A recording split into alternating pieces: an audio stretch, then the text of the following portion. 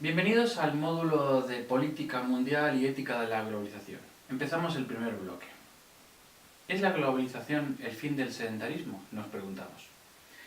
Uno de los pocos puntos en común que tienen los estudiosos que se han dedicado o que se han tomado en serio la tarea de estudiar y pensar a fondo la globalización es, digamos, su tendencia a caracterizarla como una fase más dentro de un gran proceso histórico, más o menos inevitable según el autor que estudiemos.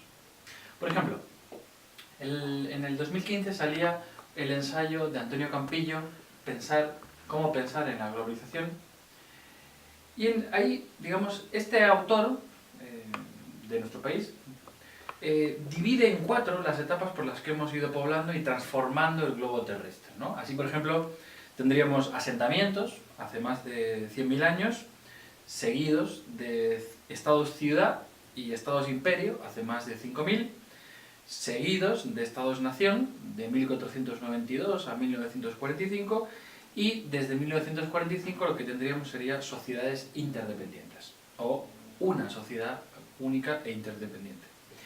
La división ciertamente es gruesa, pues los estados-nación todavía existen y no vivimos en la total interdependencia. Pero, fijaros, más que la precisión en la descripción o incluso en la periodización, yo creo que importa captar la idea de globalización que hay detrás de una división así. Por ejemplo, Campillo, si nos fijamos bien, lo que hace es que asocia globalización con las migraciones y también con el tipo de sociedad que surge en cada etapa migratoria. Si bien es verdad y que no termina de aclarar si la globalización, al menos tal como se entiende corrientemente, es un suceso novedoso o que merezca nuestra atención más allá de los hechos y las tensiones que acompañan a nuestra época. Quizá por esa razón, la perspectiva del filósofo alemán Peter Sloterdijk puede que se presente como algo más luminosa o enriquecedora. Siguiendo la tendencia a ensayar distintos grandes relatos, en su obra En el mundo interior del capital, el filósofo alemán sostiene lo siguiente, a grandes rasgos. En primer lugar, la globalización empezaría en el 2500 a.C. con la creación de las primeras cosmovisiones y también cuando los intelectuales antiguos crean la esfera como representación lógica y racional de la totalidad. Esto de las esferas es una cosa que a Sloterdijk le ha dado mucho juego y la aplica al campo de la globalización para venir a decir una idea muy sencilla, y es que la primera globalización, antes que territorial, es intelectual, es conceptual. En un segundo paso, explica Sloterdijk, hacia el 1500, los marinos europeos sacan por primera vez las consecuencias prácticas de este ejercicio intelectual de los antiguos cuando fabrican los globos terráqueos, los cuales hicieron posible la navegación total a lo largo de todo el planeta. Por tanto, la segunda globalización para Sloterdijk sería la marítima. Habría una tercera globalización desde aquel entonces que, digámoslo así, es muy de nuestro tiempo y que es consecuencia directa de introducir velocidades inhumanas, ¿no?, o por encima de lo humano, a las relaciones humanas y anular las distancias a través de técnicas electrónicas. Digámoslo así, hoy somos vecinos de todo el resto del género humano, pero en el espacio electrónico. Claro, en este sentido, la obra de Sloterdijk pretende, bueno, como casi siempre en este autor, algún tipo de enseñanza, diríamos, ética, ¿no?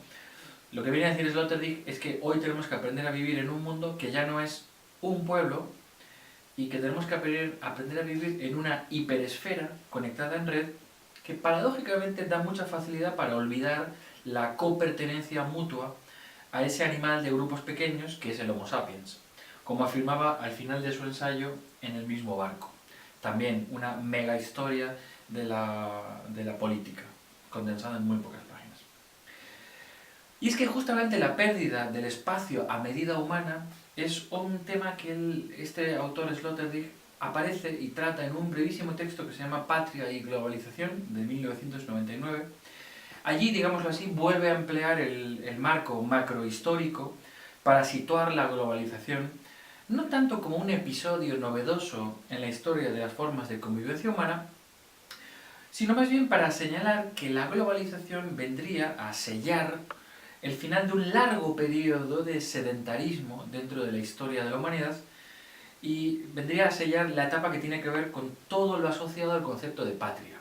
El concepto de patria aparece en las diversas culturas humanas no solamente como espacio del territorio, sino como fuente de sentido y de identidad.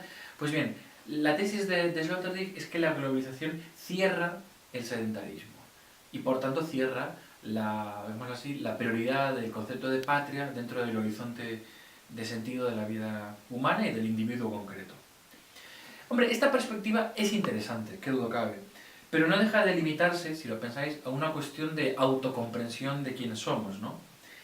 De hecho, la pregunta habría que preguntarse, ¿no? O sea, ¿qué motiva que hoy estemos asistiendo al fin del sedentarismo, si es que eso es así, ¿no? Ciertamente, para muchos autores, esto tiene que ver definitivamente con el desarrollo tecnológico. Hay quien habla de una cuarta revolución industrial, algunos incluso de una quinta, pero la cuarta sería la revolución de los datos, con la particularidad, ¿no? Es una revolución industrial peculiar, porque ahora lo que producimos no son tanto máquinas ni aparatos nuevos, sino nuevas formas de procesar datos que incorporamos y usamos en todas las áreas de la vida.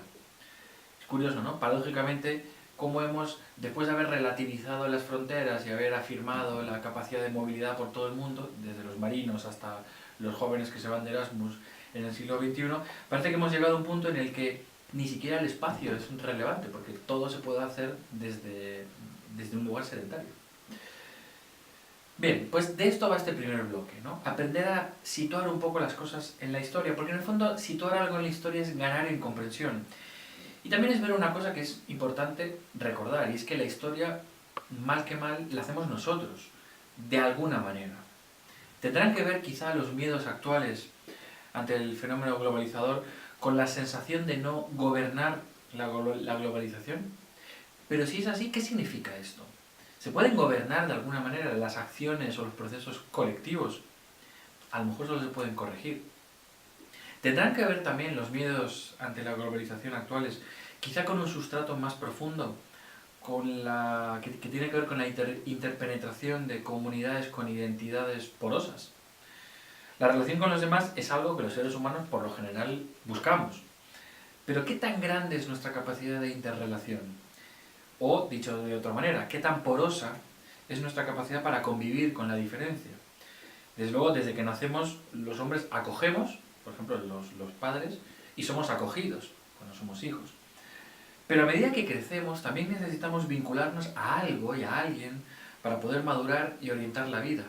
¿Será que la globalización o las actuales sociedades globales han puesto cada vez más difícil la posibilidad de vincularse a algo permanente y estable? ¿Y eso qué consecuencias tiene para una vida humana?